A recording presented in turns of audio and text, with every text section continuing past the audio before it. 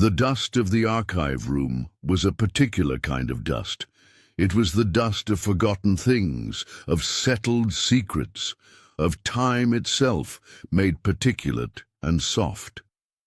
It moted in the slanted afternoon light that cut through the high, narrow windows of the Missouri Historical Society's Special Collections Department.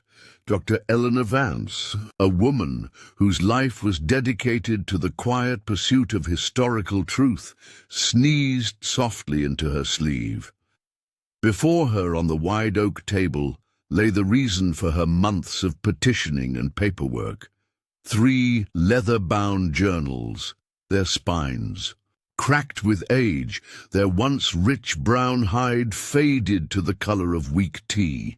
They were fastened with simple leather straps, and the metal clasps were dull with tarnish. They smelled of old paper, faded ink, and something else, something faintly medicinal and unsettlingly organic, like dried herbs and long-vanished fear. The accession card was sparse. Harding, Dr. Samuel. Personal Journals, 1865-1891. Contents, medical observations, personal musings. Restricted, requires director-level approval. Eleanor had gotten her approval. Her interest was professional, academic. Her doctoral thesis focused on post-Civil War medical practices in rural Missouri, and Dr. Samuel Harding was a figure of some renown, one of the few properly trained physicians who had chosen to practice in the hinterlands of Sedalia County after the war. These journals were a potential goldmine of first-hand accounts of battlefield medicine adapted to civilian life, of the treatment of cholera and consumption, of the grim realities of 19th-century farmstead injuries. She undid the strap on the first volume with careful, gloved fingers. The leather was supple from decades of handling, but it felt cold. The first pages were as she expected, meticulous entries in a tight, precise script, lists of medical supplies ordered from St. Louis, notes on the treatment of gangrene, observations on the psychological impact of amputation.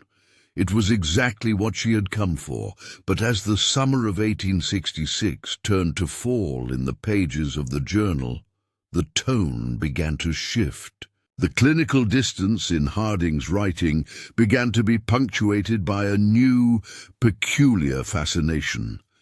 The entries became longer, more narrative. They began to circle around a single, recurring subject. September 12, 1866. Visited the Caldwell farm. Today to attend to Thomas Caldwell's lumbago, an ailment common to men who work land too large for them with too few hands. The boy was there, as he always seems to be, Timothy.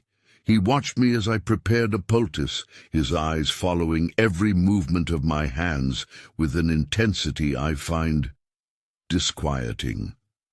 He is a small child, pale, with eyes the color of a winter sky. He asked me questions, not the questions of a child. What's that? Does it hurt? But precise, technical questions. At what concentration does laudanum become fatal? What is the exact mechanism by which a broken rib punctures a lung? I answered as I would a curious medical student, and he absorbed the information without a flicker of emotion. He thanked me with impeccable politeness.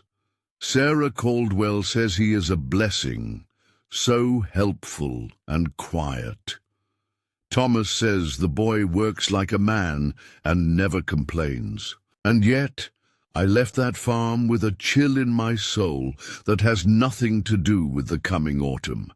Eleanor's academic curiosity sharpened into something more personal, more primal.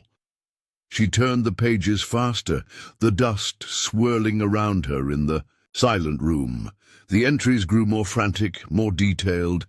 The death of a little girl named Mary Fletcher, the fall of an old beekeeper, The disappearance and tragic discovery of a boy named Jacob Mills, and through it all the constant watchful presence of the polite, helpful, pale-eyed boy.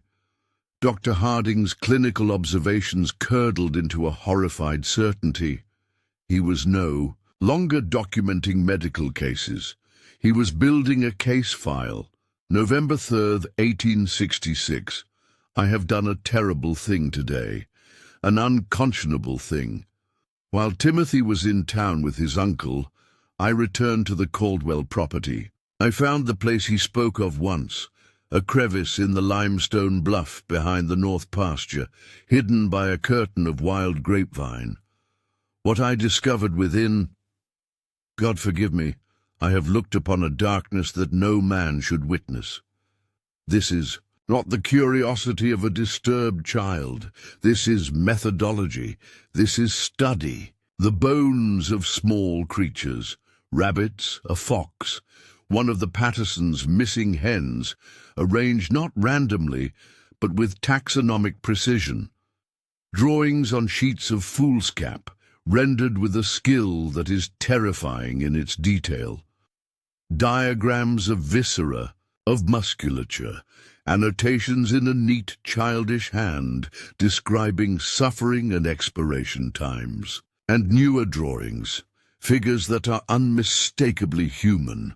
Mary, Henrik, Jacob. This is not grief. This is predation. I am no longer observing a patient.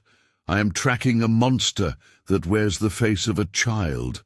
Eleanor Vance's breath caught in her throat. The dry, academic air of the archive suddenly felt thick and cold. She looked around the empty room, the towering shelves of books and boxes, feeling less like a repository of knowledge and more like a mausoleum. She had come seeking history and found a ghost story, one written in the unwavering hand of a rational man who had been forced to confront the utterly irrational. She turned to the final journal, her heart hammering against her ribs. The last entry was dated just days before Samuel Harding's death in 1891. The handwriting, once so firm and precise, was now a spidery, trembling scrawl, as if the hand that held the pen was weakened by both age and a profound, lingering dread. April 14, 1891. The dreams will not cease. He's always there, in the periphery. A man now, of course. He would be 32 years old. I have spent my life since that day collecting stories, fragments of reports from across this expanding nation. A family in Kansas, found in their burned home, the fire so curiously deliberate in its path. A schoolmaster in Illinois, who fell beneath a trampling horse in a manner witnesses described as peculiarly unfortunate. A series of animal mutilations in Oklahoma Territory that bear the hallmark of a mind that never stopped experimenting. I see his hand in it all. I have tried to convince myself it is the fancy of an old man, a mind broken by what it witnessed. But my mind is not broken. It was opened to a terrifying truth that evil is not a force that possesses. It is a capacity that is born. And he is out there. He has had a lifetime to practice, to refine his art. He understands us better than we understand ourselves. God help us all. Eleanor slowly closed the cover of the final journal. The afternoon light had faded, and the archive was plunged into deep shadow. The 3 volumes sat before her, no longer just historical artifacts, but artifacts of horror.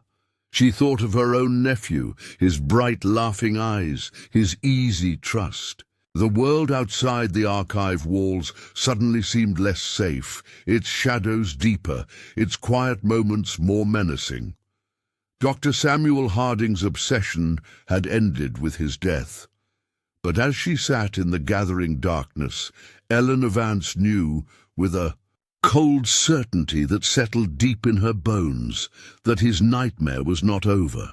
It was waiting to be rediscovered. It was waiting for her. She reached for her notebook, her hand trembling slightly. The academic thesis was forgotten. She was no longer a historian. She was a detective, staring into the abyss of a century-old crime, and the abyss, in the form of a pale-eyed boy from Sedalia County, was staring back.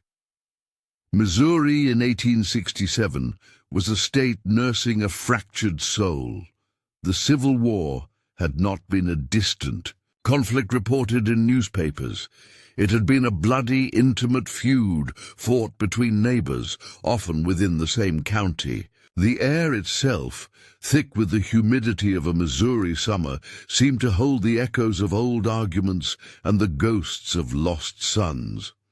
Sedalia, a town striving to become a rail hub, was a place of cautious optimism built upon a foundation of profound grief. Men walked the streets with empty sleeves pinned to their shoulders or with the telltale limp of a poorly healed wound. Women wore black, their faces set in lines of permanent resignation. The war had ended, but its aftermath was a daily reality. 15 miles south of town, where the orderly grids of streets gave way to the rolling, unforgiving hills of the countryside, lay the Caldwell farm. It was a good piece of land, or it had been. 300 acres of rich bottomland near a creek, with higher wooded ground, providing timber and grazing for cattle.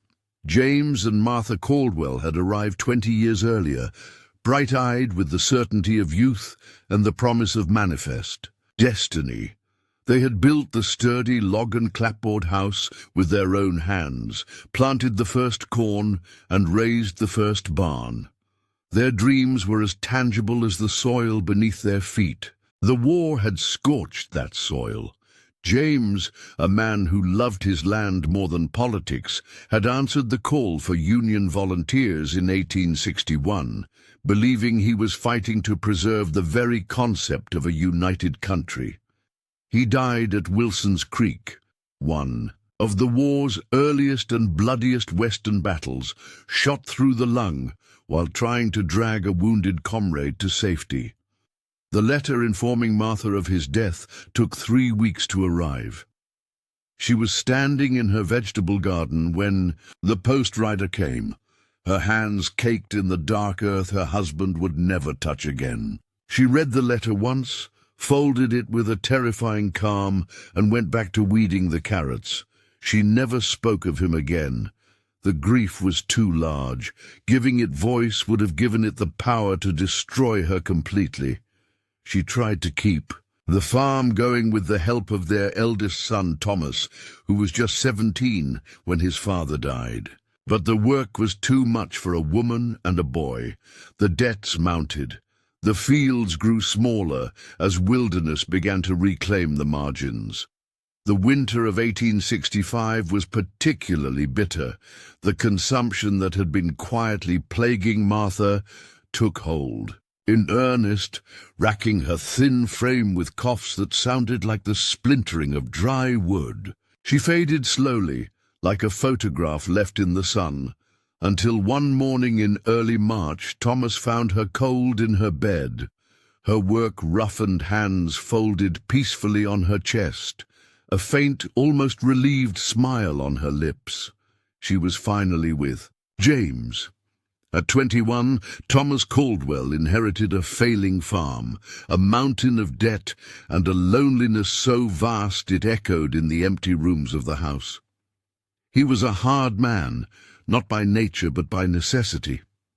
The war had hardened his body with brutal labor, and the successive losses of his father and mother had hardened his heart. He married Sarah Jenkins that same year, a practical union more than a romantic one. Sarah was the daughter of a nearby farmer, a plain-spoken woman with a sharp tongue and a weary demeanor. She was nearing spinsterhood and saw in Thomas a chance for a home of her own, however struggling. They were two survivors, joining forces against a world that had shown them little kindness. Their marriage was quiet, functional, and utterly devoid of joy. They worked from dawn until dusk, and the silence between them was filled only with the sounds of their labor and the unspoken grief that hung over the farm like a shroud. The letter about William arrived in the spring of 1866. Thomas's younger brother, full of fire and Confederate fervor, had joined Sterling Price's Missouri State Guard. He had been captured at the Battle of Mine Creek and sent to the infamous Andersonville prison in Georgia. The letter was from a chaplain, informing Thomas that William had succumbed to scurvy and dysentery 6 months earlier, just weeks before the war's end. The letter also mentioned, almost as an afterthought, that William had left behind a widow in St. Louis who had since remarried, and a son, Timothy, aged 8, who was currently in the care of a church charity. Thomas read the letter at the rough-hewn kitchen table, the oil lamp casting long, dancing shadows. Sarah watched him, her arms crossed over her chest. "Well," she asked, her voice flat, "what does it say?" "William's dead," Thomas said, the words sounding foreign and heavy. "Andersonville." Sarah's face showed no surprise, only a weary acceptance of yet another tragedy. "A pity." She turned back to the stove. Another place set. At the table gone. "There's a boy," Thomas said, still staring at the paper. "William's boy, Timothy. He's with the church folk in St. Louis." Sarah went very still. She didn't turn around. "What of it?" Thomas was silent for a long time, calculating. Another mouth to feed. Clothes, schooling perhaps. It was a burden they could ill afford. But the boy was also blood, and a boy of 8 was old enough to work, old enough to help with the chores, to tend to the few animals they had left, to be an extra pair of hands. He thought of the endless back-breaking work, of the fields that needed planting, the wood that needed chopping, a spark of something, not hope, but practicality, ignited within him. "He's family," Thomas said finally, his mind made up. "We'll send for him." Sarah turned then, her eyes sharp. "Send for him, Thomas. We can barely feed ourselves. We don't need a child underfoot." "He's not a child, he's a Caldwell," Thomas replied, a stubborn set to his jaw. "He'll work, he'll earn his keep. It's what's right." And so a letter was sent. A month later, a stagecoach deposited a small, lone figure at the Sedalia station. Thomas had taken the wagon into town to collect him. The boy stood on the wooden platform, beside a small, frayed cloth bag, looking not lost, but observant. He was slight for his age, with hair so pale it was almost white, cropped short and practical. His skin was fair, the kind that would freckle and burn under the Missouri sun, but it was his eyes that Thomas noticed first. They were a pale, washed-out blue, and they held a stillness that was deeply unsettling in one so young. They took in Thomas, the wagon, the dusty, bustling town, with a calm, analytical detachment. "You're Timothy?" Thomas asked, his voice rougher than he intended. The boy nodded. "Yes, sir." His voice was clear and polite, devoid of any childish tremor. "I'm your Uncle Thomas. This way." He picked up the small bag. It was shockingly light, and led the boy to the wagon. The ride to the farm was conducted in near silence. Thomas offered a few comments about the land, the weather, the crops. Timothy would answer with a polite "Yes, sir," or "I see, sir," but offered nothing more. He didn't fidget. He didn't stare in wonder at the passing countryside. He simply sat, his hands folded in his lap, those pale eyes missing nothing. Sarah was waiting on the porch when they arrived, her expression carefully neutral. She looked the boy up and down as he climbed from the wagon. "This is your Aunt Sarah," Thomas said. "Pleased to meet you, ma'am," Timothy said, his tone perfectly respectful. Sarah gave a curt nod. "Supper's on. Wash up at the pump?" There was to be no coddling here. The house was a shock after whatever charity house he had come from. It was dark, sparsely furnished, and smelled of wood smoke, lye soap, and simmering bitterness. Timothy took his place at the table, ate the stew placed before him with a quiet efficiency, and answered their sporadic questions with polite, minimal answers. No, he didn't remember his father much. Yes, his mother had been sick for a long time. The church ladies had been kind. He was sorry to be a trouble. After the meal, Thomas showed him to the small, windowless room under the stairs that would be his. It had a narrow cot, a washstand, and a hook on the wall for his clothes. The boy placed his small bag on the cot and looked around. "It's very nice, sir." "Thank you," he said. There was no disappointment in his voice, no fear of the dark, cramped space, only acceptance. The next morning, Thomas woke Timothy at first light. He expected grogginess, complaints, the natural reluctance of a child. Instead, the boy was already dressed, his bed neatly made. Thomas put him to work, hauling water from the well. The bucket was heavy for a boy his size, but Timothy didn't complain. He simply did it, trip after trip, until the kitchen reservoir was full. He worked with a focused intensity that was far beyond his years, his small body moving with a grim determination. He didn't sing or whistle. He didn't stop to watch a bird or chase a grasshopper. He just worked. Sarah watched him from the kitchen window, a strange unease settling in her stomach. "He's a quiet one," she remarked to Thomas later.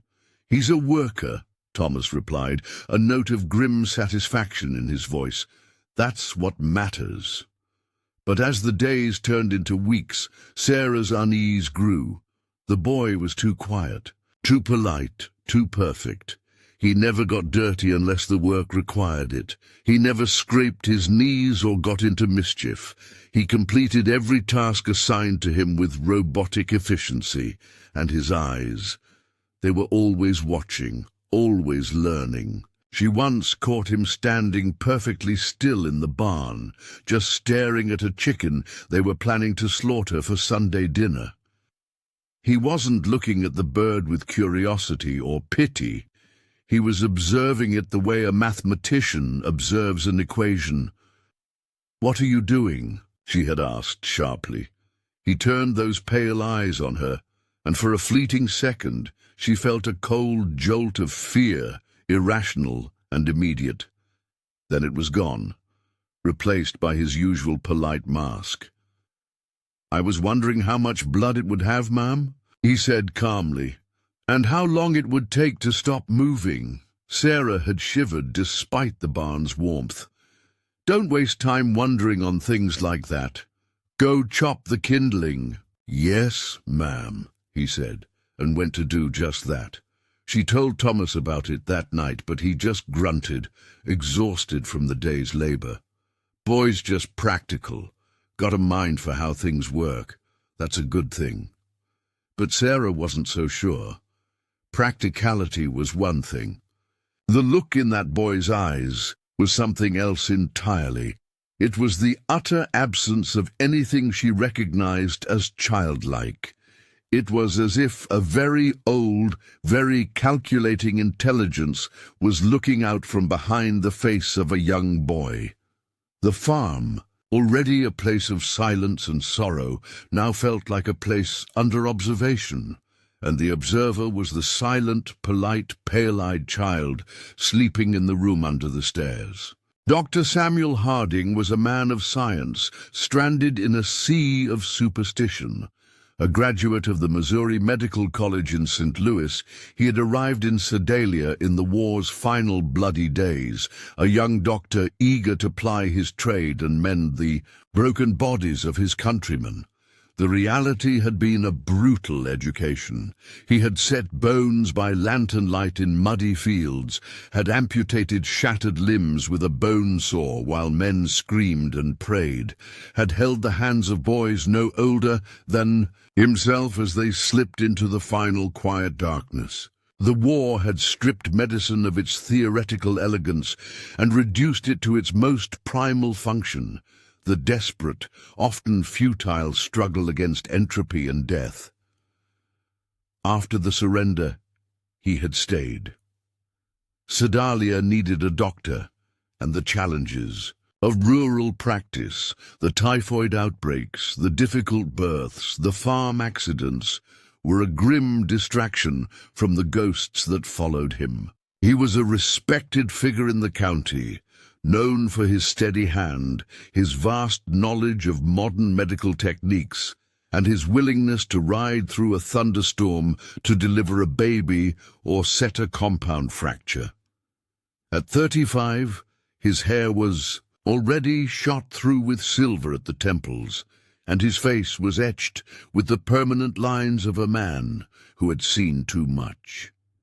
But his eyes, behind his wire-rimmed spectacles, remained sharp and discerning. He had learned to read people as well as he read medical texts, to notice the slight tremor of a hand that betrayed nervousness, the pallor of skin that hinted at illness, the flicker in the eyes that suggested a patient was minimizing their pain.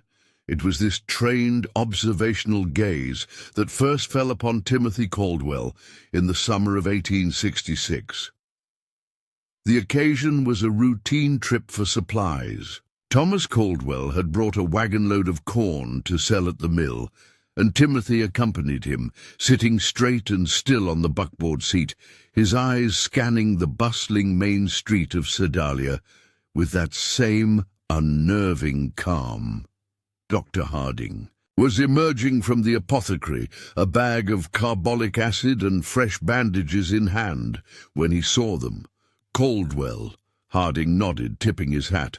"How's the back holding up?" Thomas, a large man made stooped by constant labor, managed a grim smile.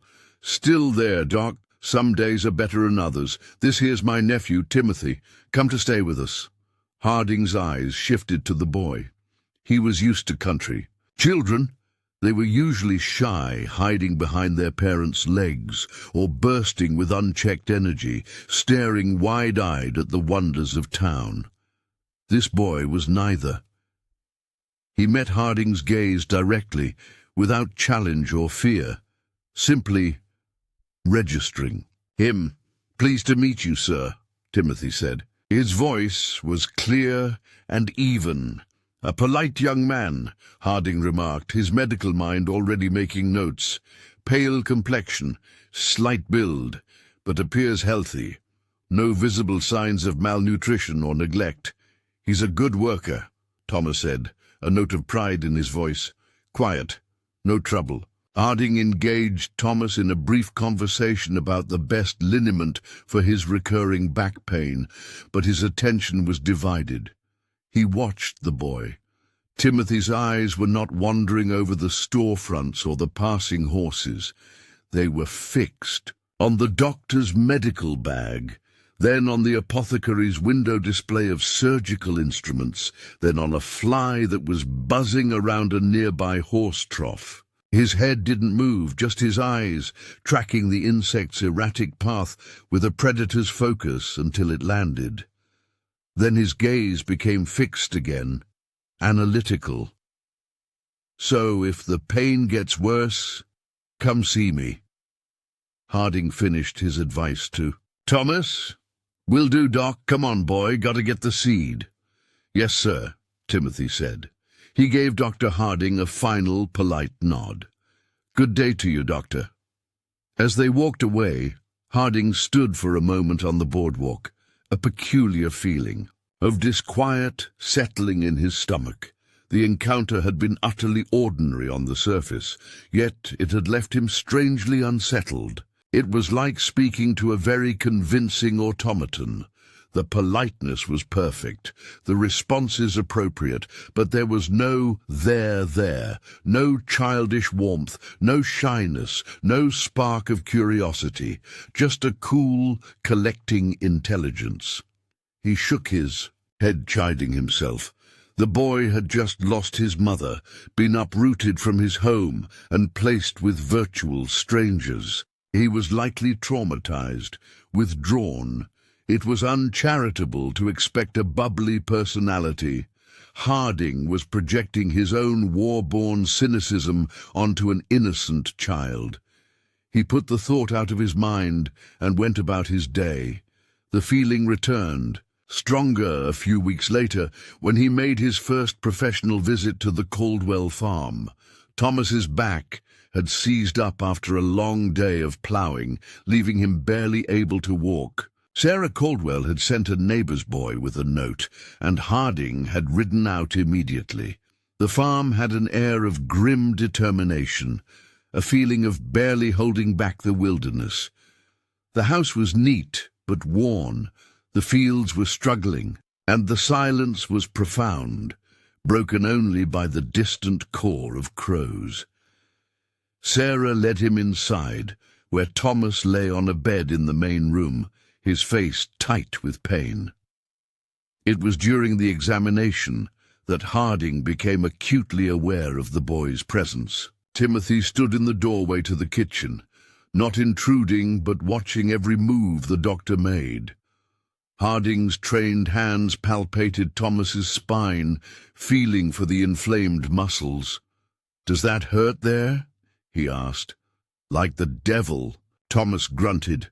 From the doorway, a small, clear voice spoke. "Is it the lumbar vertebrae that are out of alignment, doctor, or is it the muscle itself that's torn?" Harding paused, his hand still on Thomas's back. He turned to look at the boy. The question was not just precocious, it was medically specific. It was the kind of question a first-year medical student might ask. "It's the musculature, son," Harding said, keeping his tone neutral. "The muscles are in spasm, pulling the vertebrae slightly out of their proper position and putting pressure on the nerves." He turned back to his patient, applying a liniment with a strong, camphorated smell. He could feel the boy's eyes on him throughout the entire procedure. As he wrapped a supportive bandage around Thomas's torso, Timothy spoke again. "The liniment, is it the camphor that creates the heating sensation, or the capsaicin from the peppers? And does it actually heal the tissue, or does it just distract the brain from the pain signal?" Harding finished his knot and straightened up. He took off his spectacles and polished them slowly on his handkerchief, using the moment to compose himself. He looked at Timothy. The boy's expression was one of pure, unadulterated inquiry. There was no malice in it, no childish attempt to show off. He simply wanted to know the mechanics of it. "A bit of both, actually," Harding said, deciding to engage. "The heat increases blood flow to the area, which can promote healing, and the strong sensation can indeed interfere with the pain signals traveling to the brain. It's a counter-irritant." Timothy absorbed this, his head tilting slightly. "So, if the pain is very severe, a greater irritant would be more effective. Would a burn, for instance, be more effective than this liniment?" Thomas groaned from the bed. "Boy, for God's sake, let the doctor be. Don't pester him with your nonsense." "It's quite all right," Harding said, though he felt a fresh chill that had nothing to do with the room's temperature. The question was grotesque in its clinical detachment. No, a burn would cause tissue damage. The goal is to heal, not to cause a different injury. "I see," Timothy said, his tone indicating that he had filed the information away for future reference. "Thank you, Doctor." Harding packed his bag, gave instructions to Sarah for Thomas's care, and accepted a cup of bitter coffee at the kitchen table. Timothy sat across from him, hands folded, watching. "You have quite an interest in medicine, Timothy," Harding said. "I like to understand how things work," the boy replied. "Where did you learn terms like lumbar, vertebrae?" "I found a book," Timothy said simply, "in a trunk that belonged to my mother. It had pictures of the inside of people, an anatomy text." Harding nodded. A bright, curious boy with a medical text could certainly account for the knowledge. It was the application of the knowledge that was so disconcerting. The leap immediately to causing a burn to alleviate pain. As Harding prepared to leave, Timothy followed him out to where his horse was tethered. "Doctor," the boy said, his voice low, "when people die, how can you be certain they're truly dead? Sometimes they just look like they're sleeping." The question, coming from this pale, serious child in the quiet of the farmyard, felt like a physical blow. Harding looked down at him, searching his face for any sign of normal childhood fear. Fear of the dark, of ghosts, of mortality. He found none, only a profound, unsettling curiosity. "There are signs," Harding said carefully, his doctor's mind taking over despite his unease. "The absence of a heartbeat and breath, of course. The pupils become fixed and won't respond to light. The body begins to cool." "Why do you ask?" Timothy's gaze was unwavering. "Uncle Thomas says I need to be responsible. Since we're so far from town, I need to know what to do in an emergency. In case I find someone, I'd want to be sure before I gave up on them." It was a perfectly reasonable, even mature explanation, but it felt rehearsed.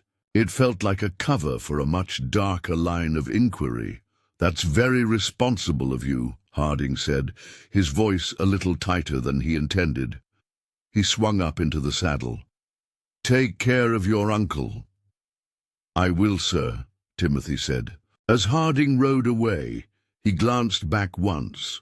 The boy was still standing there, a small, solitary figure in the yard, watching him go. He wasn't waving, he was just watching, until the doctor disappeared from view. That night, in his study in Sedalia, Samuel Harding opened his personal journal. He wrote his observations on Thomas Caldwell's treatment, the dosage of laudanum he'd left, the expected recovery time. Then his pen hovered over the page. He thought of the pale, watchful boy and his disturbingly precise questions. He added, a new entry, separate from his medical notes, June 28th, 1866, visited the Caldwell farm for Thomas Caldwell's lumbago. The boy, Timothy, remains a peculiar study. His knowledge of anatomy is surprising, though not inexplicable. It is his demeanor that continues to unsettle. He observes with the intensity of a clinician, but there is no empathy in his curiosity, only a hunger for mechanical understanding. He asked today about how to confirm death, gave a reasonable justification for the question, but it sat poorly with me. There is a disquiet in that child, a coldness that feels profound. I cannot shake the feeling that I was not being asked for medical advice, but rather being studied myself. It is an irrational thought. He is a child of 8, and yet the feeling persists.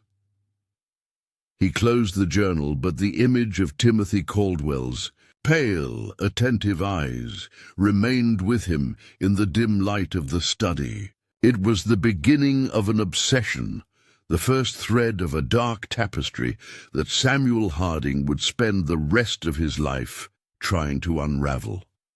The Patterson farm bordered the Caldwells to the east, where Thomas Caldwell's land struggled. Against neglect, Samuel Patterson's 120 acres were a testament to orderly perseverance. The fences were straight and whitewashed, the fields were neatly ploughed and free of stones, and the barn was a sturdy, freshly painted, red bastion against the elements. Samuel, a veteran of the Union Army like Thomas, had channeled his military discipline into his land. His wife, Eleanor, was the farm's bustling, warm-hearted centre, plump and cheerful, where Sarah Caldwell was thin and sharp. Eleanor Patterson was known for her herb garden, her sharp eye, and her generosity. They had no children of their own, a quiet sorrow they carried together, which made them particularly attentive to the few youngsters in their corner of the county. Eleanor was the first to voice the unease about the new Caldwell boy. It began with her chickens. She kept a flock of 40 Rhode Island Reds, and she knew each bird's personality. There was Bossy, who always led the charge for feed, and Skittish, who fled at shadows, and Lazy, who preferred to nest in the sun. They were free-range during the day, pecking and scratching their way around the barnyard and the nearby fields, returning to their coop each evening with a satisfying predictability. The change was subtle at first. She noticed that when she let them out in the morning, they would sometimes cluster near the coop door, reluctant to venture toward the eastern fence line that bordered the Caldwell pasture. She'd shoo them along, thinking a fox might have passed through in the night, leaving its scent, but there was never any sign of a predator. Then one afternoon in late July, she saw Timothy Caldwell. He was standing perfectly still on his side of the split-rail fence, his hands at his sides, simply staring into the Pattersons' yard. The chickens, usually scattered far and wide, were huddled together near the water trough, utterly silent. Their bodies were tense, their heads cocked, every one of them fixed on the motionless boy. It wasn't their usual alarm call for a hawk or a dog. This was a profound, frozen silence. "Timothy?" Eleanor called out, walking toward the fence. "Everything all right over there?" The boy's head turned slowly toward her. The intensity of his gaze broke, replaced by his customary polite mask. "Yes, ma'am. Just watching the birds. They're very organized." "They're just chickens," Eleanor said with a faint laugh, though the moment had unnerved her. "Yes, ma'am," he said. He gave a small, polite nod and turned away, walking back toward the Caldwell house without another word. The chickens remained clustered for another 10 minutes before slowly, tentatively, returning to their normal routine. That evening, over. A supper of fried chicken and fresh biscuits, she told Samuel about it. It was the strangest thing, Sam. The birds were scared stiff of him. Not skittish, but terrified, like they knew something. Samuel, a practical man not given to fancies, chewed his food thoughtfully. Eleanor, the boy's been through a lot. He's quiet is all, probably just standing there thinking. Birds are nervous creatures. You're reading too much into it.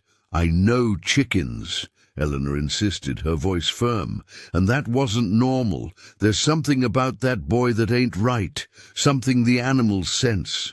Samuel patted her hand. Well, he's on the other side of the fence. I doubt he'll bother the chickens from over there. But he did bother them, or his presence did. Eleanor began to find dead birds, not mangled, not half-eaten as by a fox or a weasel. They were laid out neatly, almost carefully, just outside the coop in the morning. Their necks were broken with a single, clean, powerful twist.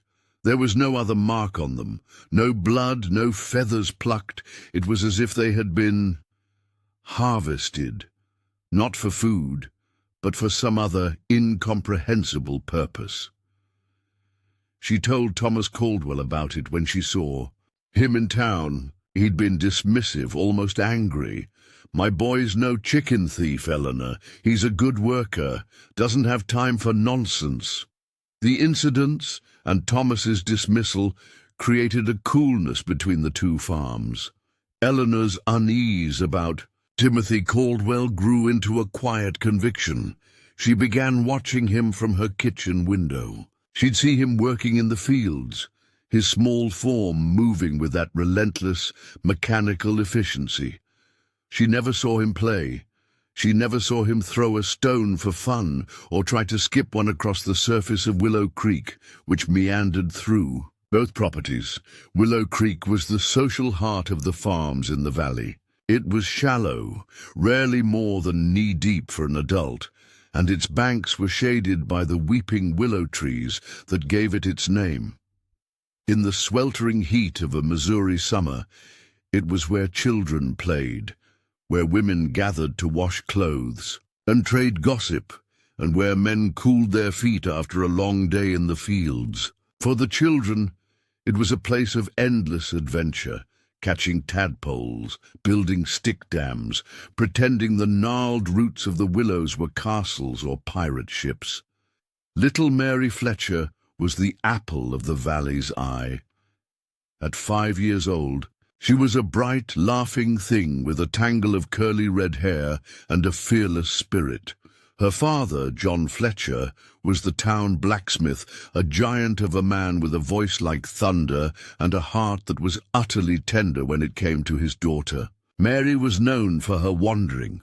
The Fletchers lived a mile up the road, and Mary would often follow the creek downstream, exploring its twists and turns, collecting pretty stones and interesting bugs, often wandering far from home before realizing it and turning back. The afternoon of August 12th, 1866, was stiflingly hot. The air hummed with cicadas, and the sun beat down on the valley with a brutal intensity. Mary had been playing near the creek on the Fletcher property, but as children do, she had followed the water, drifting further and further downstream, past the Patterson farm, into the area where the Caldwell land began.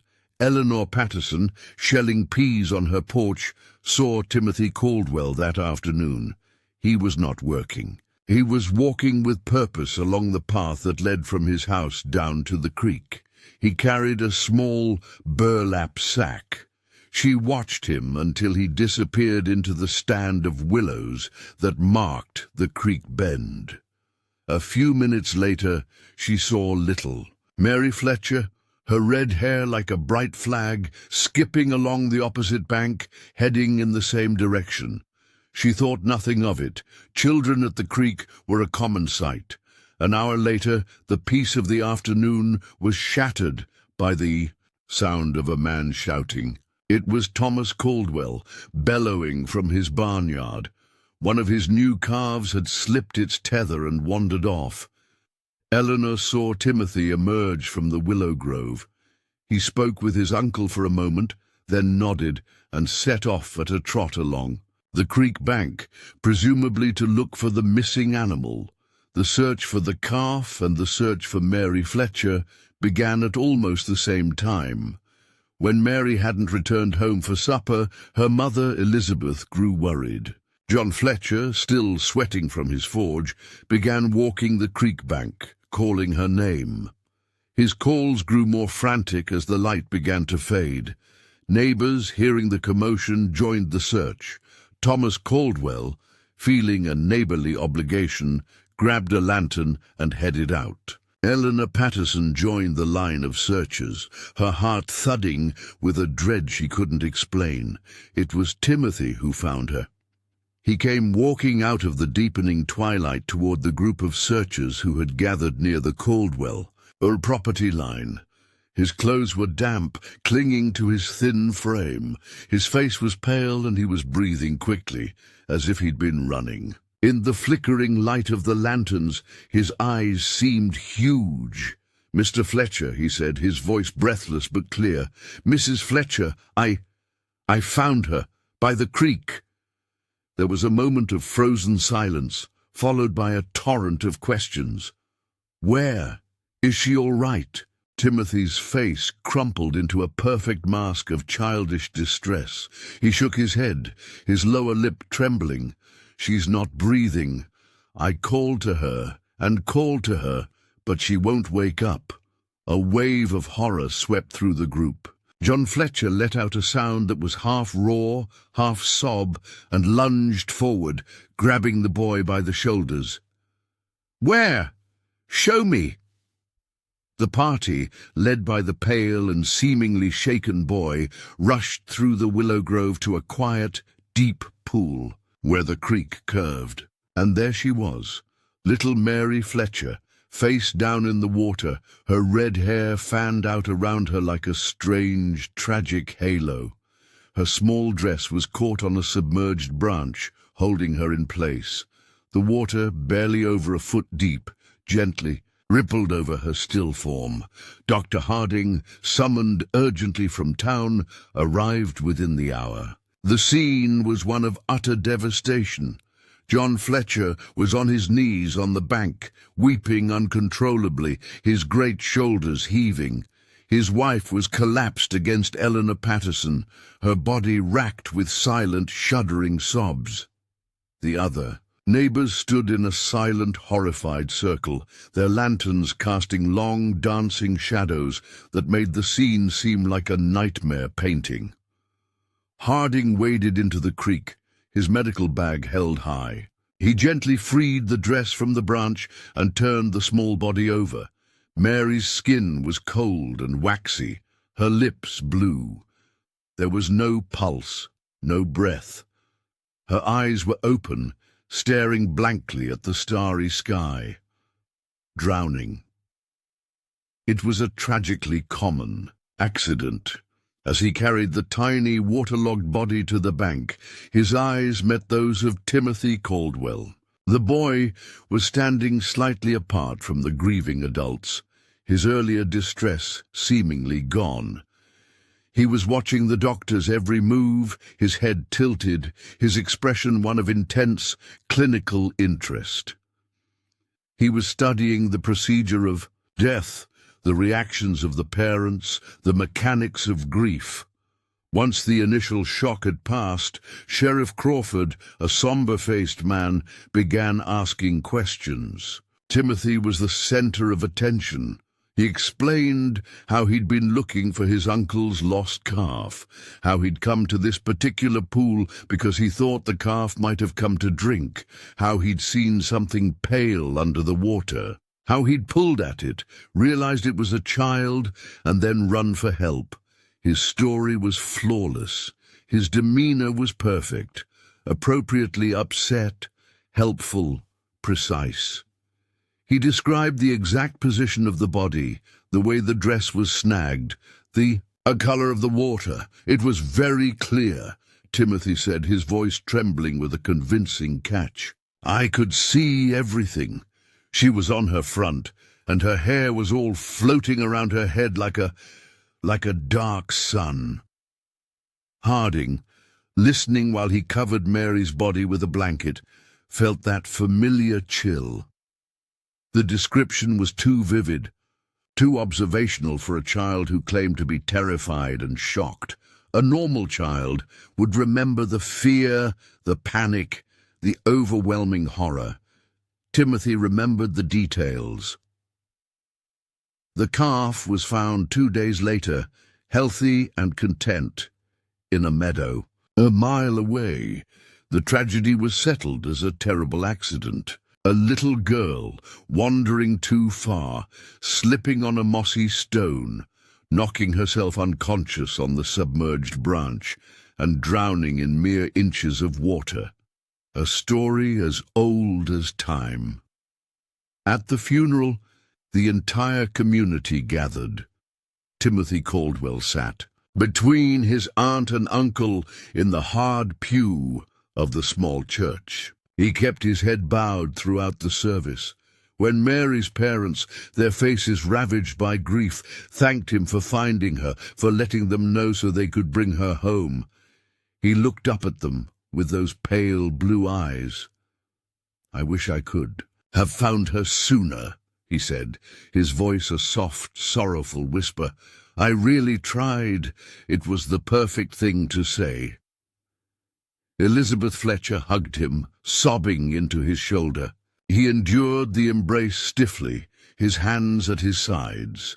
Eleanor Patterson, watching from across the aisle, saw what others missed. When the small coffin was carried out, when the congregation broke into open weeping, when John Fletcher's great body shook with the effort of containing his agony, Timothy's face remained dry. His head was bowed, but his eyes were open, and they were not filled with tears. They were moving, scanning the room, taking in every contorted face, every expression of grief, storing it all away. There was a faint, almost imperceptible curiosity. In his gaze, the look of a naturalist observing a fascinating new species of insect. As they filed out of the church into the blinding sunlight, Eleanor caught Dr. Harding's arm. Her face was pale, her eyes wide with a terror she could no longer contain. "Doctor," she whispered, her voice tight, "that boy, he was there, at the creek, before. I saw him go down there before Mary did." Harding looked down at her, his own suspicions crystallizing into a cold, hard knot in his stomach. "Are you certain, Mrs. Patterson?" "As certain as I'm standing here," she insisted. "He had a sack with him. What was in that sack? What did he do down there before she came?"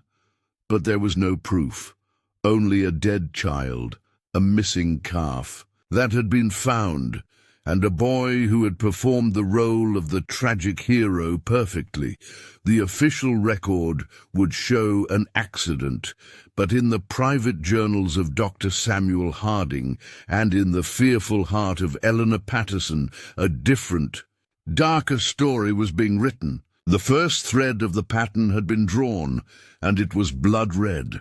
The death of Mary Fletcher settled over the valley like a fine grey ash.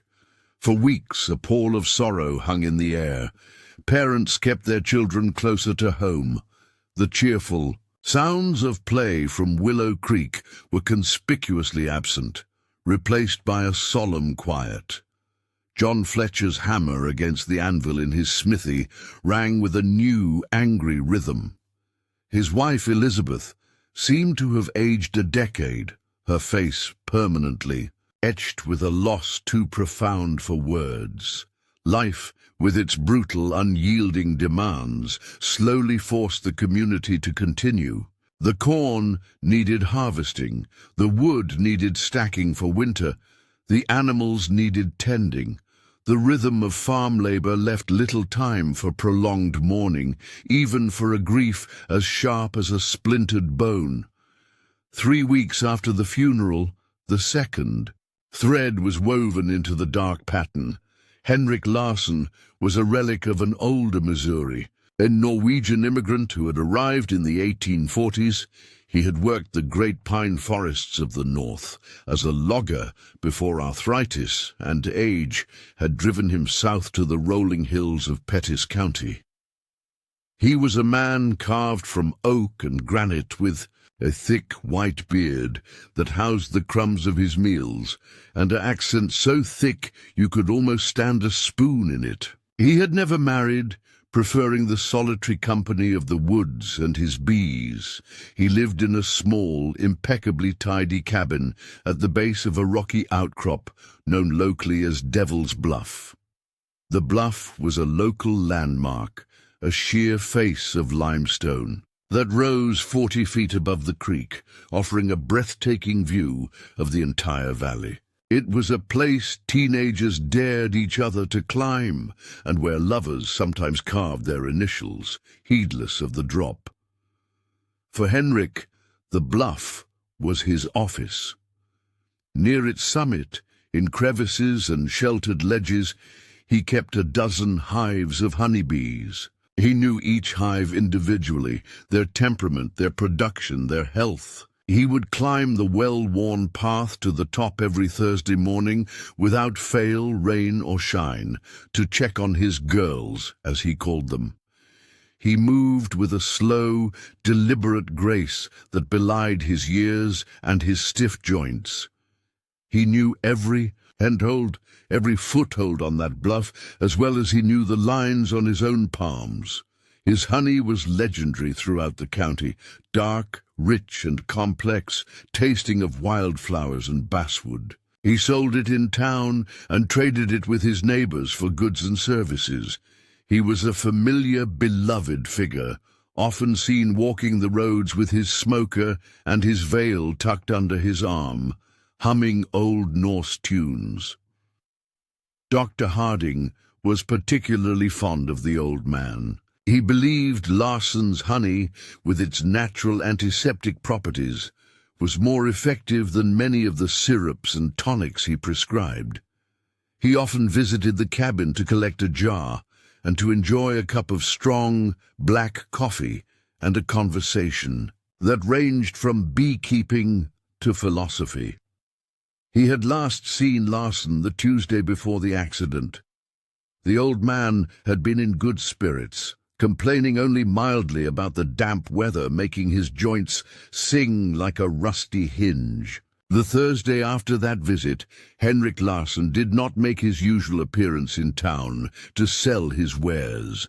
This was so unusual that by Friday afternoon a sense of concern had begun to ripple through the community.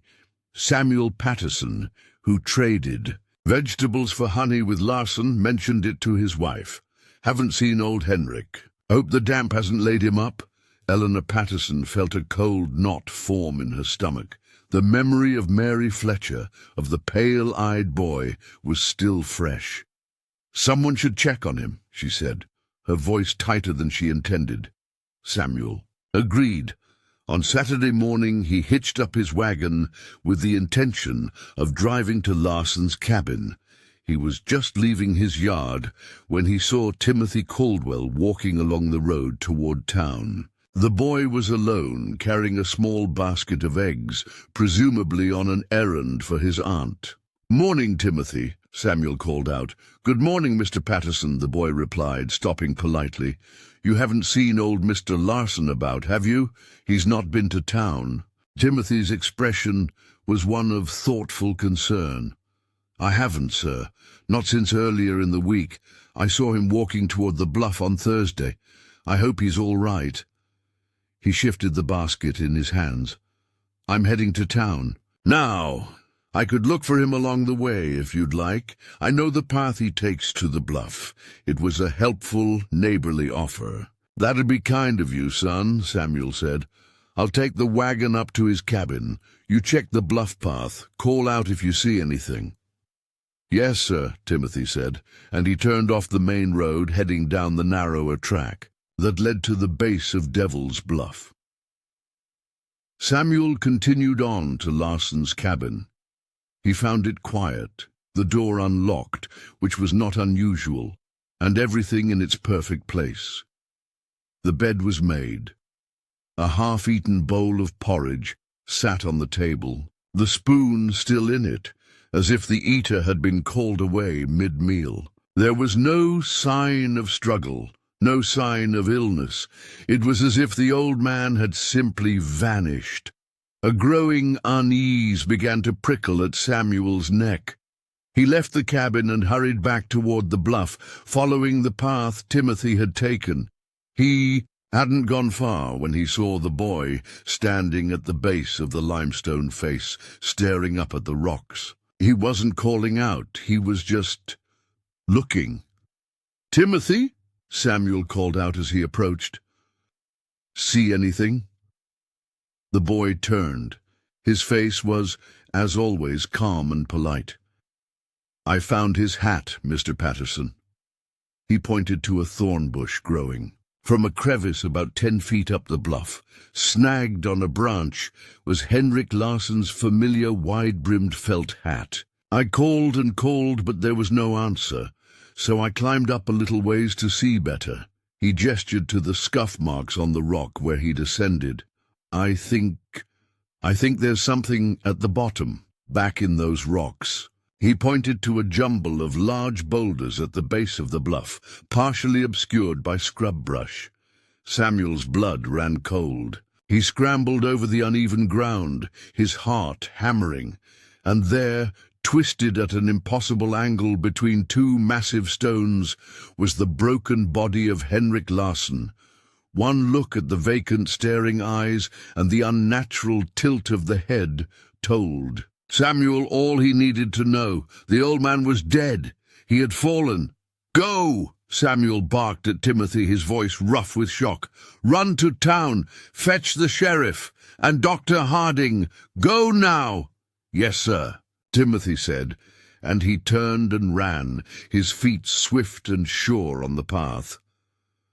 By the time Sheriff Crawford and Dr. Harding arrived in the sheriff's wagon, a small group of neighbors had gathered, drawn by the grim news that traveled faster than any telegraph.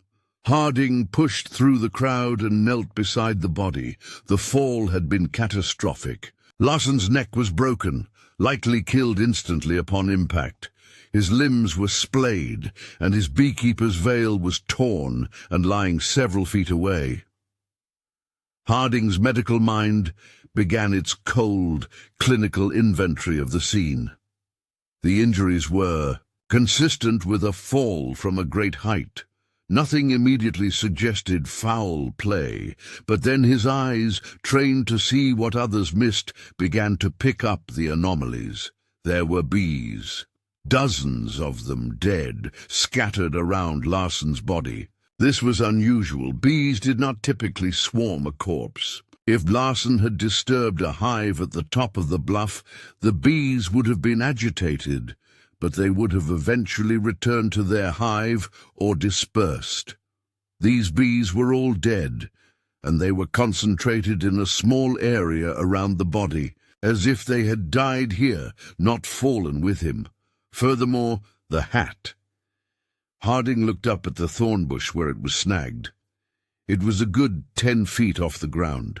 If Larsson had fallen from the top, the hat would have likely been knocked off early in the fall, not snagged on a bush so far down. Sheriff Crawford was having the same thoughts.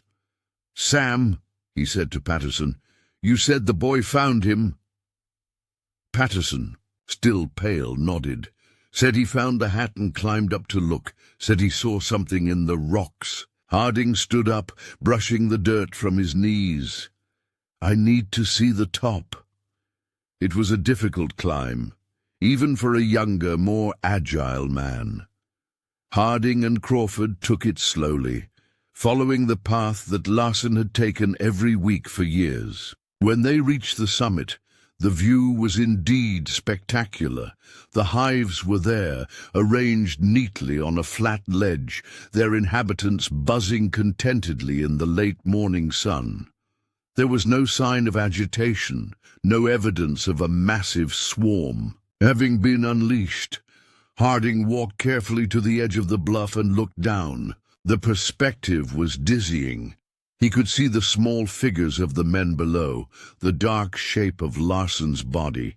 He examined the edge where Larsson would have stood.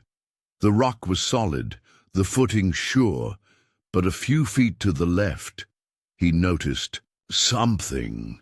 Several stones that formed the natural barrier at the edge looked loose. The dirt around them was freshly disturbed, not packed down like the rest of the path. It looked as if someone had deliberately pried them up and then poorly replaced them, creating a section of unstable footing. "Look at this, Bill," he said to the sheriff. Crawford crouched down, his eyes narrowing. "That ain't right. Henrik knew this bluff like his own kitchen. He wouldn't have been standing on loose stones." They heard a noise behind them and turned. Timothy Caldwell was standing there, having made the climb with a quiet agility that surprised both men. He wasn't even breathing heavily. "Dr. Harding, Sheriff, they told me to come up and see if you needed help." Harding studied the boy. His pale eyes were taking in the loose stones, the hives, the view, with that same collecting intensity. "Timothy," Harding said, his voice carefully neutral, You said you saw Mr. Larson walking this way on Thursday? Yes, sir. The boy said. In the morning. He was carrying his smoker. He pointed to the brass smoker, which was sitting neatly beside one of the hives, unused. Did you see anything else? Hear anything? Timothy thought for a moment, his face a mask of earnest concentration. Well, I did hear something later. It sounded like shouting and a lot of buzzing, angry buzzing, like when bees get stirred up. He looked at the hives, then back at the loose stones, his expression one of dawning, tragic understanding. You don't think maybe the bees swarmed him? Mr. Larson was always talking about how careful you have to be. He said if they get angry, they can confuse you, make you panic. Maybe they swarmed him, and he got confused and stepped back right where the ground was weak. It was a perfectly plausible theory, a tragic accident. A beekeeper, even an experienced one, overcome by a sudden, aggressive swarm, panics, stumbles, and falls to his death. It made sense. It wrapped the horror up in a neat, understandable package. Sheriff Crawford nodded slowly, seemingly satisfied. Aye, that's likely what happened. A terrible accident. But Dr. Harding was looking at Timothy. The boy's explanation had been delivered with flawless logic and just the right amount of sadness. But Harding's mind was racing, connecting details. The dead bees concentrated at the bottom, not at the top. The hat snagged too low, the loose stones, the unused smoker. A swarm wouldn't explain the bees dead at the bottom, unless someone had collected a swarm, agitated them into a frenzy, and released them at the base of the bluff after the fall, to make it look like the cause. And the shouting Timothy claimed to have heard from a mile away? The theory was insane. It implicated an 8-year-old boy in a murder of diabolical complexity. It required forethought, knowledge of beekeeping, physical strength to loosen the stones, and a chilling calmness to execute. Harding looked from the loose stones to the calm, pale-eyed boy who had just provided the perfect explanation for the death. Timothy met his gaze, and for a fraction of a second Harding thought he saw something in those depths, a flicker of intelligence, of satisfaction, of a game well played. Then it was gone, replaced by the respectful concern of a helpful child. A terrible accident, Sheriff Crawford repeated, closing his notebook. Let's get the poor old fellow down from here. As they began the careful process of recovering the body, Harding's eyes kept drifting back to Timothy. The boy was not helping. He was standing back, watching the procedure, his eyes recording every detail of how men handle a broken corpse. He was learning. That night in his journal, Samuel Harding's writing was more agitated than ever before. September 7th, 1866. Henrik Larson is dead. A fall from Devil's Bluff. Officially a tragic accident, a bee swarm causing a panic. The explanation was provided quite helpfully by Timothy Caldwell, the same boy who found Mary Fletcher, the same boy who was present at both scenes, the same boy who has an answer for everything. The facts do not fit. Bees do not die in a concentrated circle around a body. Hats do not snag 10 feet from the summit in a 40-foot fall. Experienced climbers do not stand on obviously loose stones. I am now convinced. I am not witnessing a series of tragedies. I am witnessing a series of experiments. And the scientist is a child who is learning, with terrifying speed, how to cover his tracks. God help us all. I believe he is just getting started. The double blow of Mary Fletcher's and Henrik Larson's deaths within a month cast a long, deep shadow over the community. A superstitious dread began to take root where simple grief had been. People spoke in hushed tones of a curse on the valley, of bad luck following the war. The pastor gave sermons on God's inscrutable will and the importance of faith in times of trial, but his words felt thin and inadequate against the tangible, chilling reality of two corpses. For Dr. Samuel Harding, the dread was not superstitious. It was clinical, and it had a name: Timothy Caldwell. The boy moved through the aftermath of the tragedies with an unnerving serenity. He was the picture of compassionate concern when neighbors spoke of the accidents, his pale eyes wide with a convincing simulation of sadness. He was always helpful, always polite, the model of a child who had been tempered by hardship into a pillar of strength. The community, desperate for any semblance of normalcy and virtue, largely embraced this narrative. The Caldwell boy was such a good child, they said.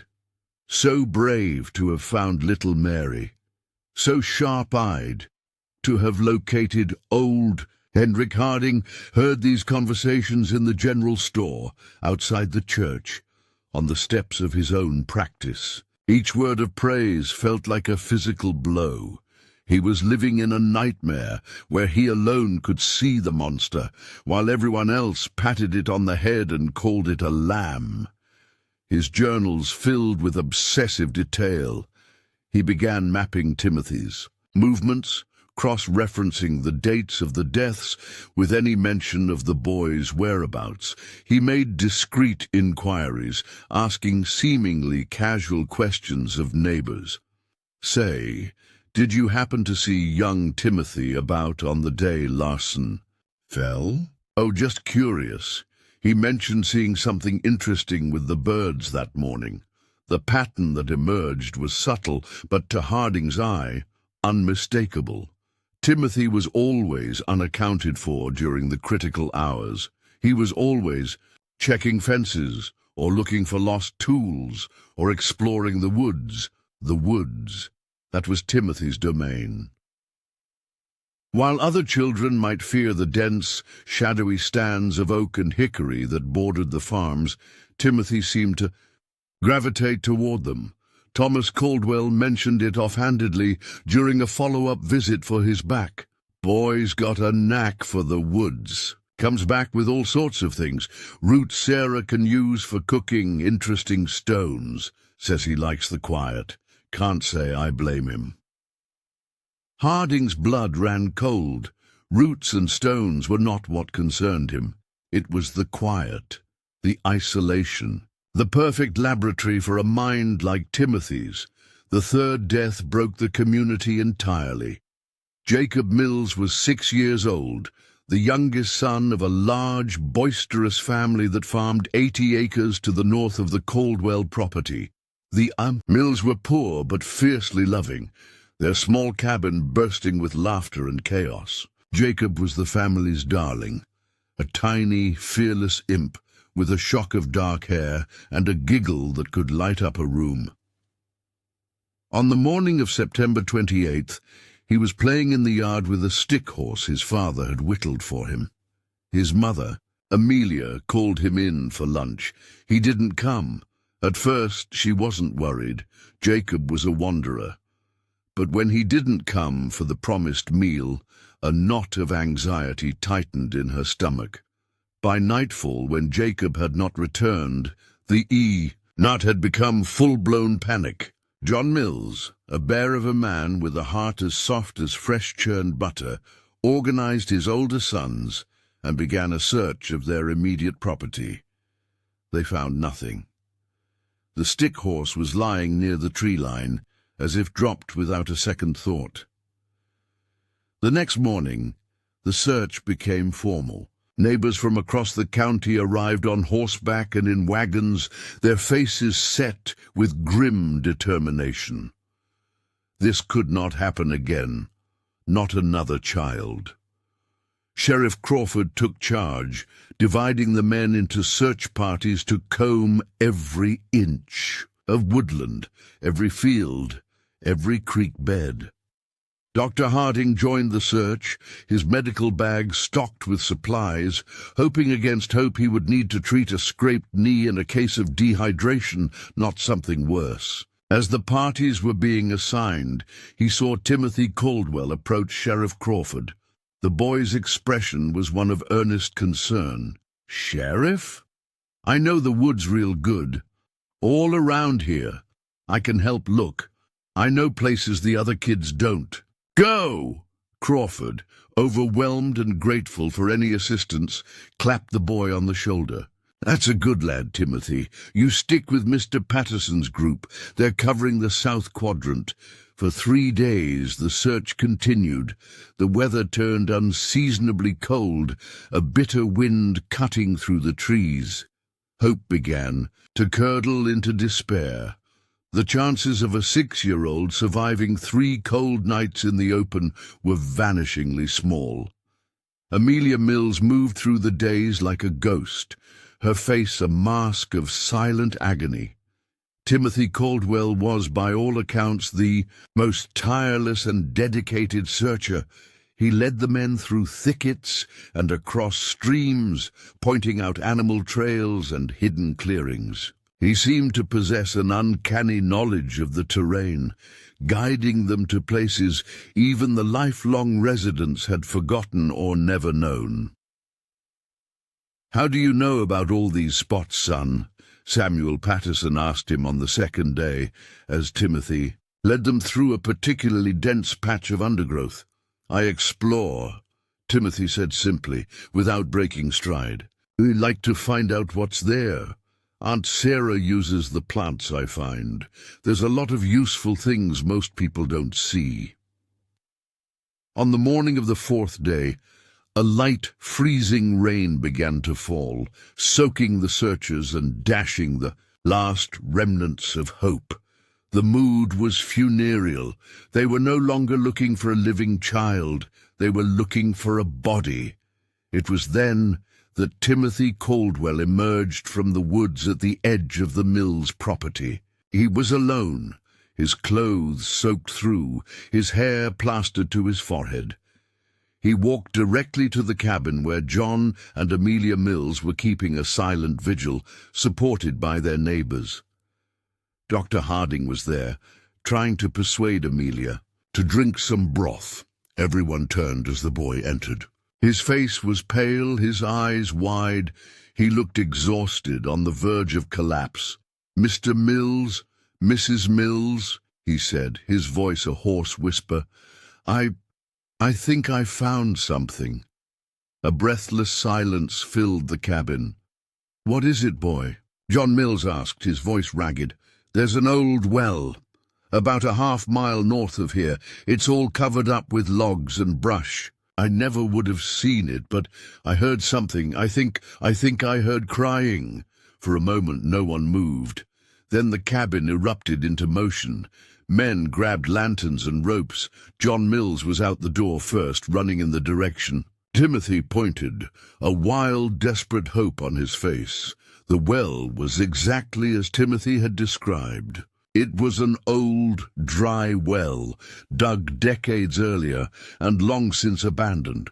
It was cunningly concealed by a lattice of fallen branches and overgrown brambles, making it virtually invisible until you were right upon it. The men fell to their knees, tearing at the debris, their hands bleeding from the thorns. "Jacob!" John Mills screamed into the black opening. "Jacob, boy, are you down there?" A faint, weak sound echoed from the depths. A whimper. The rescue was frantic, chaotic. A rope was secured. The smallest of the men, Robert Dunham, was lowered down. The minutes stretched into an eternity for the men holding the rope, their muscles straining. Finally the signal came to haul them up. Robert emerged from the well, mud-streaked and weeping openly. In his arms was a small, limp form.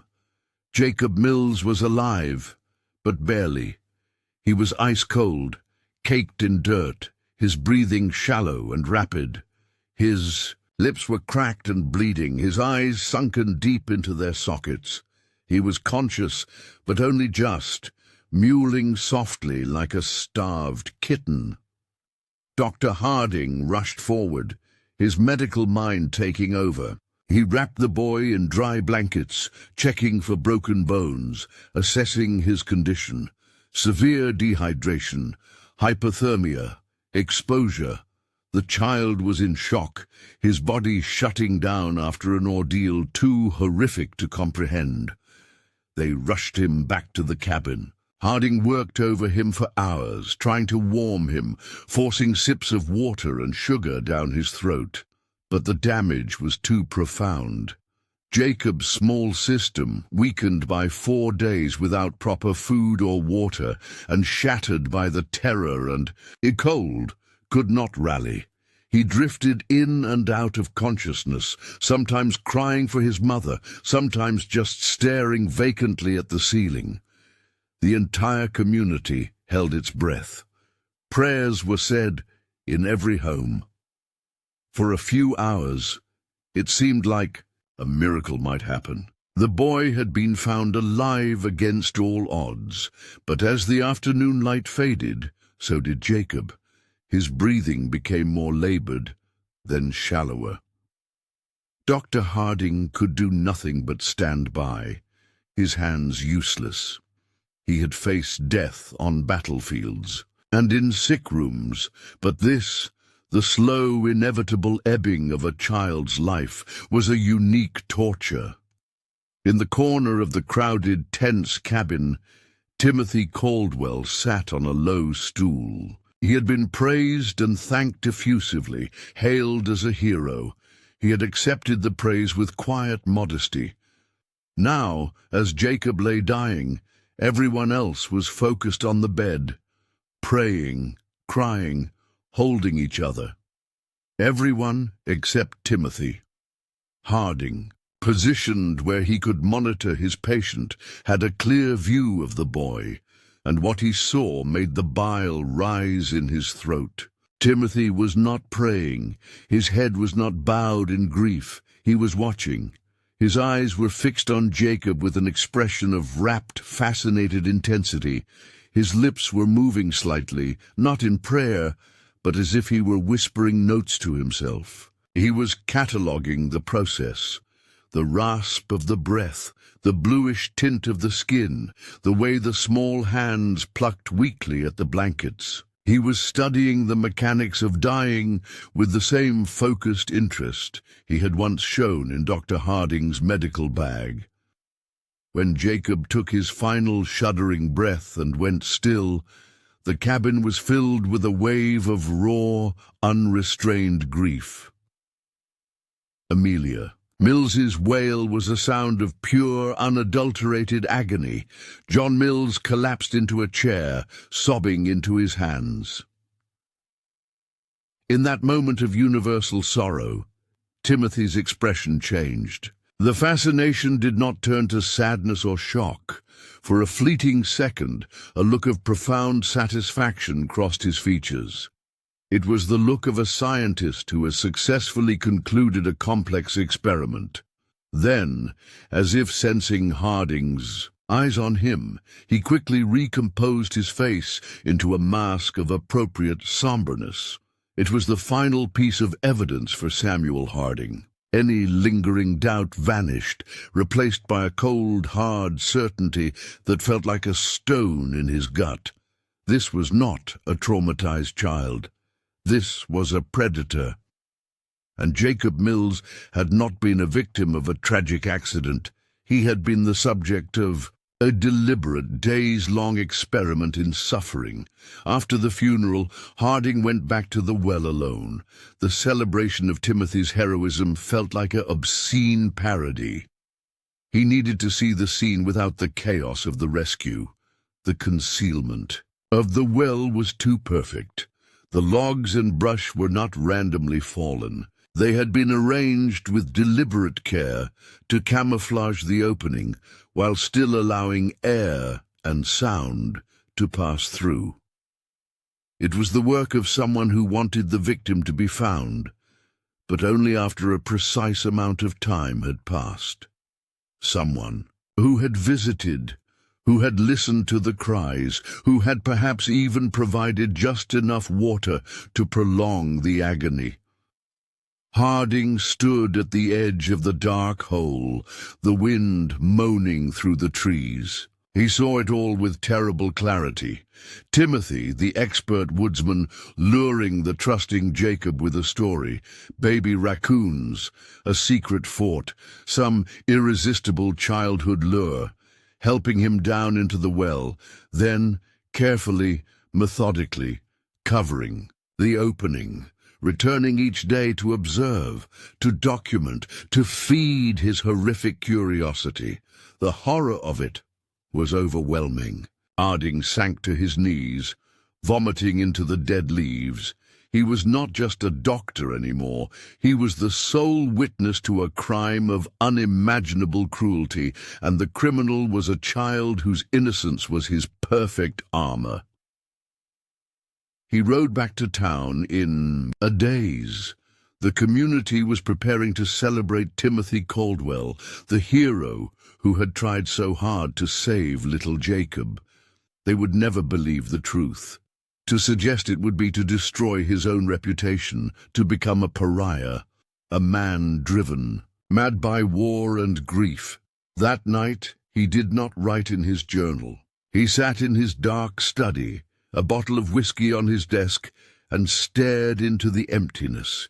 The weight of his knowledge was a physical burden. He was alone with the monster, and he knew, with a dread that seeped into his very bones, that the experiments were not over. Timothy had graduated from animals to humans, from quick deaths to slow ones. The ultimate subject, the one who trusted him completely, would be next. His aunt and uncle were living on borrowed time. The days following Jacob Mills's funeral were a study in cognitive dissonance for Samuel Harding. The world outside his window continued on its axis. Sedalia buzzed with the mundane commerce of life. Harvest was in full swing. The price of corn was discussed with fervor. Preparations for winter were underway. The community, reeling from 3 deaths in as many months, had collectively decided to embrace the only narrative that offered comfort, a series of tragic, unrelated accidents, and at the center of their redemptive story was Timothy Caldwell, the brave boy who had tried to save Jacob, the sharp-eyed lad who had found old Henrik, the tragic figure who had discovered poor Mary Fletcher. Harding moved through this world like a ghost. He treated patients, delivered babies, set bones, all with his usual professional competence. But his mind was elsewhere, trapped in the grim calculus of the horror he alone understood. He saw Timothy everywhere, helping his uncle load sacks of grain at the mill, standing politely beside his aunt outside the church, accepting a piece of pie from a well-meaning neighbor who praised his strength. Each sighting was a fresh jolt of revulsion. The boy's performance was flawless. He had studied the rituals of grief and compassion and could reproduce them with chilling accuracy. Harding's journal, once a dry record of medical observations, had transformed into a manifesto of dread. Pages were filled not with symptoms and treatments, but with timelines, maps, and psychological profiles. He cross-referenced the dates of the deaths with Thomas Caldwell's accounts of Timothy's activities. The pattern was there, etched in, the subtext of mundane farm life. The day Mary Fletcher died, a calf was missing. The day Henrik Larsen fell, Timothy was collecting interesting stones near Devil's Bluff. The days Jacob Mills was trapped, Timothy was checking rabbit snares in the exact quadrant of woods where the well was hidden. It was all circumstantial. It was all maddeningly inconclusive.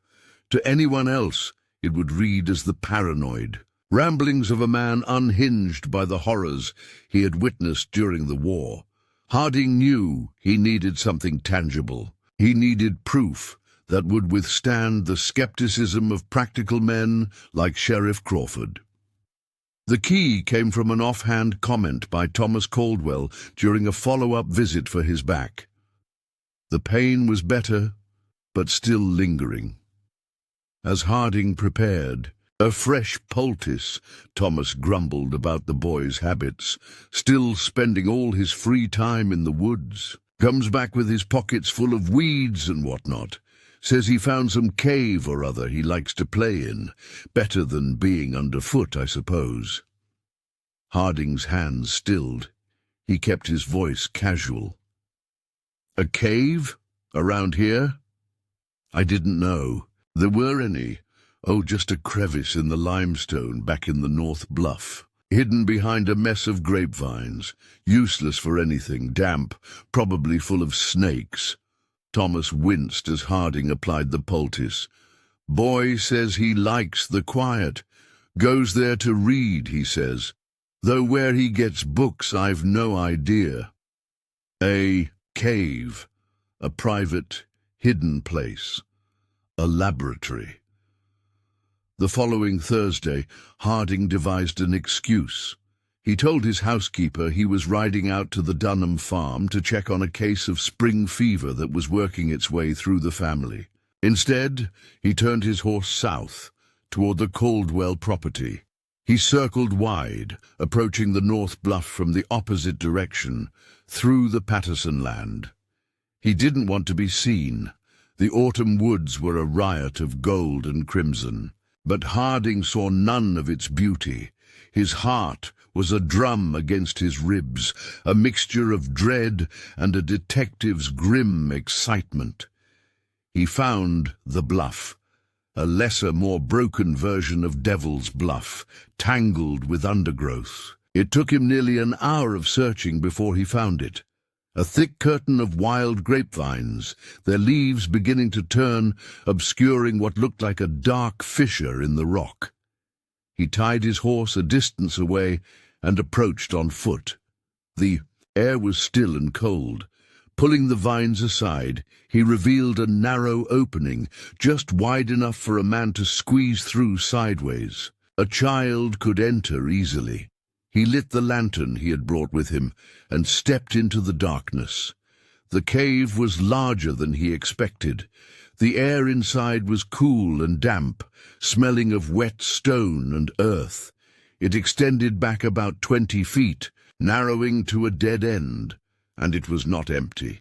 The beam of his lantern swept across a scene that made his blood freeze in his veins. This was no child's playhouse. This was a laboratory of death. Along one wall was a collection of bones. They were not scattered haphazardly, but arranged with meticulous taxonomic precision. Small mammal bones, rabbits, squirrels, a raccoon, were sorted by type.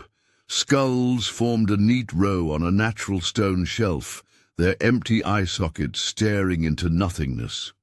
Larger bones, from what looked like a sheep or a small calf, were stacked like firewood.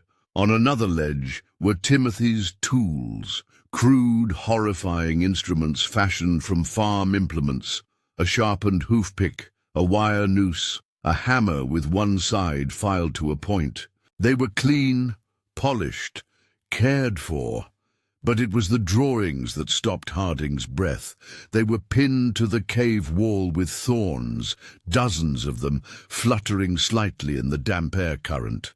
They were rendered on scraps of paper, the backs of old letters, even on pieces of bark.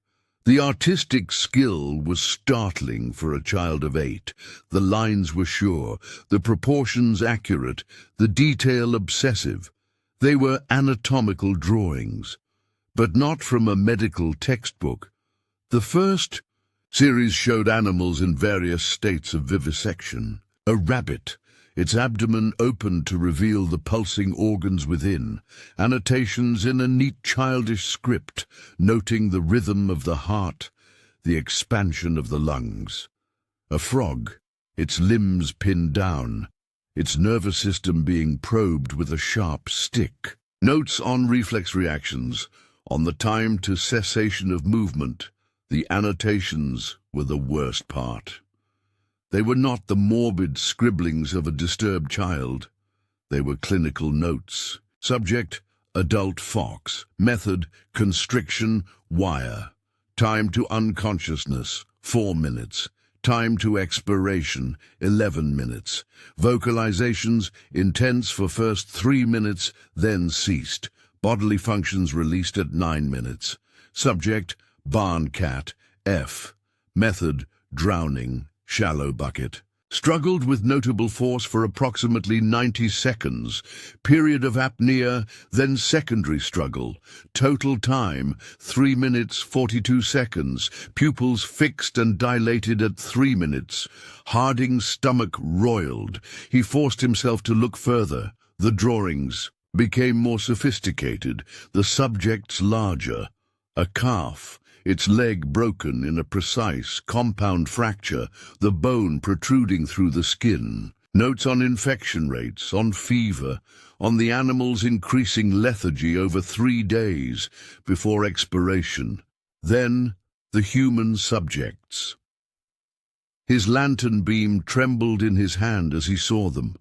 The drawings were less frequent, more carefully rendered, as if these were the prized entries in the collection. A drawing of a little girl with curly hair, face down in water.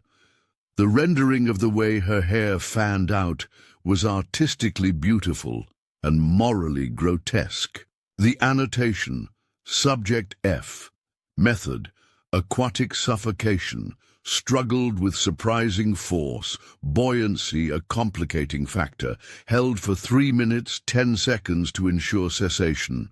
Note, realization in eyes at 45-second mark. An old man with a beard, falling through the air, his body twisted. Subject L. Method, induced panic and fall, height approx. 45 CFT. Calculated trajectory accurate, impact resulted in immediate fracture of C vertebrae, death instantaneous. Secondary effect, B. Agitation, successful in misdirection. A small boy curled at the bottom of a dark cylinder, his face gaunt, his eyes huge with terror. Subject M. Method, confinement and deprivation, access to water controlled, approx. 100 ml daily. Interesting progression of weakness and mental deterioration. Vocalizations decreased from pleading to incoherence to silence over 96-hour period. Expiration occurred following rescue, likely due to systemic shock. Optimal time frame for recovery appears to be under 72 hours. Harding stumbled back, his shoulder hitting the cold cave wall. He bent double, vomiting onto the stone floor. The horror was not just in the acts themselves, but in the calm, scientific curiosity that documented them. This was not rage or madness. It was a methodical, intellectual pursuit. Timothy was conducting a systematic study of pain, fear, and death. The animals were practice, the people were his thesis. He had to get out, he had to bring someone, show them this, make them understand. But as his panic subsided, a cold, rational fear took its place. Who would believe him? He had trespassed on private property. The evidence was found in an illegal search. Thomas and Sarah would defend their nephew fiercely. The community would see it as the cruel slander of a heroic child by a jealous or unstable man. They would say the drawings were fantasies, the inventions of a traumatized orphan. They would destroy Harding's reputation, and Timothy would be free to continue his work with even greater caution. He stood in the silent, terrible cave, the lantern light flickering over the gallery of agony. The proof was here all around him, and it was utterly useless. A new drawing, partially hidden behind others, caught his eye. It was newer, the lines fresher. It showed two figures lying in a bed, a man and a woman. Their features were cruder, less detailed, but the room was unmistakably the main room of the Caldwell farmhouse. The man was Thomas, the woman was Sarah. Above them stood a smaller figure holding a pillow. Arrows pointed to the nose and mouth of the sleeping forms. Annotations speculated on the time to suffocation, the likelihood of struggle, the force required to hold the pillow in place. Primary subjects, TC and SC. Proximity allows for continuous observation. Trust eliminates defensive response. Method requires physical strength, but offers high degree of control and minimal mess. Post-event staging, illness, pre-existing condition. The experiment was planned. The subjects were chosen. The timeline was imminent. Harding's moral crisis evaporated, replaced by a cold, clear imperative. Proof or no proof, reputation or no. Reputation. He could not allow this to happen. He had to act. He carefully exited the cave, rearranging the vines to conceal the entrance once more. He rode back to town in a trance. The horrific images burned into his mind. The world seemed different. Now its colors bleached out, its sounds muffled. He had peered into the abyss, and the abyss, in the form of a small blond boy, had peered back. That evening he did not write in his journal. He loaded his Navy Colt revolver, the one he had carried through the war, checking each chamber with methodical care. He then sat at his desk and wrote a long, detailed letter to the president of the Missouri Medical College in St. Louis, a man he had studied under. He sealed the letter along with a key to his strongbox where his journals were, kept in an envelope with instructions that it be opened only upon his death. He was no longer just a doctor. He was a soldier again, preparing to walk into a battle against an enemy no one else could see. The enemy was 8 years old, and he was waiting. The legal and moral quandary presented by Timothy Caldwell consumed Sedalia and the entire state of Missouri for weeks. The boy was held in a cell in Sheriff Crawford's jail, not as a criminal, but as a profoundly disturbed child. He was polite, quiet, and utterly compliant. He ate the meals brought to him, read the Bible he was given, and answered questions with a placid detachment that unnerved everyone who spoke to him. Dr. Harding presented his evidence, his journals, his testimony, the account of the struggle.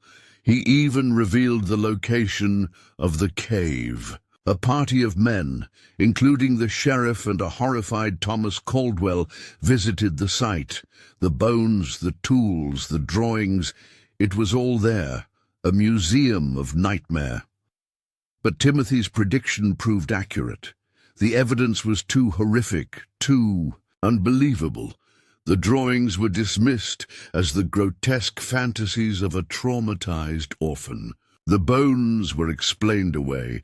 Boys will be boys, and country boys often had collections of animal skeletons.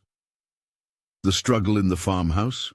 A misunderstood child, frightened by the doctor's aggression, defending himself. Thomas and Sarah. Caldwell, upon waking from their drugged stupor, were initially confused and then fiercely defensive of their nephew. They refused to believe he had tried to harm them, convinced it was a terrible mistake. The state was at an impasse. Timothy was too young for criminal prosecution. The concept of a child psychopath was literally beyond the comprehension of 19th century law and medicine. The prevailing belief was in moral treatment, rehabilitation, the inherent goodness of the human soul waiting to be drawn out. A compromise, brokered by officials from Jefferson City, was reached. Timothy Caldwell would be remanded to the Missouri State Hospital for the insane in Fulton. He would not be punished, but studied and treated by the most advanced alienists of the era. It was seen as a humane, progressive solution. Dr. Harding volunteered to accompany Timothy and remain with him for the first few months to provide the doctors with his extensive observations. He saw it not as treatment, but as containment. He knew rehabilitation was impossible. His only hope was that trained professionals would see what he saw and ensure Timothy was never released. The journey to Fulton was silent. Timothy sat in the train car looking out the window at the passing countryside, his expression one of mild interest, as if on a sightseeing tour. He asked no questions, expressed no fear. "Aren't you worried?" Harding finally asked, unable to bear the silence any longer. Timothy turned his pale eyes on the doctor. "Worried? Why? This is a new environment. There will be new subjects to observe, new doctors to understand. It will be educational." The Missouri State Hospital was a massive, imposing Gothic structure, a place meant to inspire both hope and awe. Dr. Harding worked closely with the chief alienist, Dr. Martha Fitzgerald, a forward-thinking woman, educated in Europe. He gave her his journals, spent hours describing Timothy's behavior, his intelligence, his lack of affect. For the first few months, Timothy was a model patient. He was charming, intelligent, and seemingly eager to engage in his treatment. He participated in therapeutic activities, expressed remorse for the bad thoughts he'd had, and cried convincingly when discussing the deaths of Mary, Henrik, and Jacob. He convinced several staff members that he was a victim of severe trauma, making remarkable progress. But Harding and the observant Dr. Fitzgerald saw through the performance. They noticed that his tears never reddened his eyes or affected his breathing. His remorseful speeches were grammatically perfect and emotionally hollow, like a speech memorized from a book. He was studying them, learning the language of sanity and repentance. Dr. Fitzgerald made the breakthrough. She gave Timothy paper and pencil for therapeutic writing. His journal entries were full of appropriate childhood sorrow and hope for the future. But Fitzgerald, familiar with European cryptographic techniques, sensed a pattern. She spent nights applying ciphers to the text. What she uncovered made her physically ill. The journal was a detailed log of his manipulation of the hospital staff. It documented their psychological vulnerabilities, their routines, their security, lapses. It was a blueprint for escape and future experiments. Day 47. Dr. F believes my tears during today's session were authentic. Her response pattern indicates increased sympathy and reduced suspicion. Estimate 3 more weeks of consistent performance will be required to establish sufficient trust for physical contact during sessions. Security was tightened immediately. Timothy was moved to a more secure ward, but the damage was done. He had spent 18 months mapping the asylum's weaknesses and the minds of its keepers. His escape, when it came, was masterful. It did not involve force. It involved a perfect understanding of human nature. He manipulated a young, idealistic orderly into allowing him a few extra minutes of exercise in a walled courtyard. He exploited a tiny gap in the scheduling of guard patrols. He used a makeshift tool fashioned from a spoon handle to pick a simple lock on a service gate. He didn't run. He simply walked away into a rainy night, vanishing without a trace. He left behind his journal, a final taunt. The last decoded entry read, "The parameters of this study have become limiting. Time to begin field research again." Back in Sedalia, the news was met with a strange mixture of relief and terror. The monster was gone. The community could try to forget, but Dr. Harding knew the truth. Timothy was not gone. He was unleashed, older, stronger, smarter, and with a lifetime of study ahead of him. The Caldwell farm was abandoned. Thomas and Sarah sold it for a pittance and moved west. Their names changed, their spirits broken. They never spoke of the boy again. Dr. Harding spent the rest of his life a haunted man. He collected newspaper clippings of strange deaths, unsolved murders, and bizarre animal mutilations from across the expanding nation. A family in Kansas perished in a curiously controlled house fire. A school teacher in Illinois was trampled by a horse in a manner witnesses called unnaturally clumsy. Each clipping was pasted into his journal, each one a possible footnote in the endless, horrific research of Timothy Caldwell. He died in 1891, a respected but reclusive figure. His final journal entry, written in a frail, shaking hand, was a warning to a world that would not listen. I have spent 24 years trying to understand what Timothy Caldwell represented, and I fear I have reached a disturbing conclusion. Timothy was not an aberration. He was a glimpse into what human beings might become when stripped of the moral and emotional constraints that we consider fundamental to our nature. If he survived to adulthood, then somewhere in America there walks a man who understands human psychology better than any trained professional, who can manipulate people with supernatural skill, and who views the rest of humanity as nothing more than subjects for experimentation. The 3 leather-bound journals were donated to the Missouri Historical Society decades later. They sat in silence, gathering the dust of years, their terrible secret waiting for a curious historian to pull them from the shadows and let the monster out once more.